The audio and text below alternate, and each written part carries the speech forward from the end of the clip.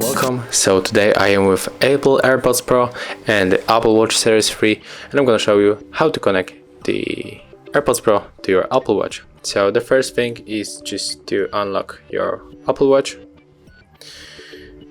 and insert the code. And right now we have to click here to go to the main screen. Then we have to enter the settings here and move to the Bluetooth. And as you can see, we have to turn on the Bluetooth with this marker, so click on it. Okay, and right now it is searching for the devices, so open the charging case of your AirPods.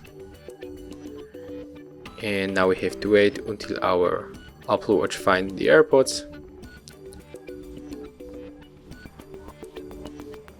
Okay, and if you have any problem, you have to just use this button on the back of the back case.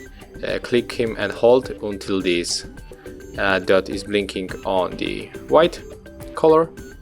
So let's do this. Okay, now it is blinking, and as you can see, here are our AirPods Pro. So just click it to pair, and as you can see, now our AirPods Pro are paired with the Apple Watch Series 3. So thank you for watching. Leave thumbs ups, comments, and subscribe to our channel. See ya.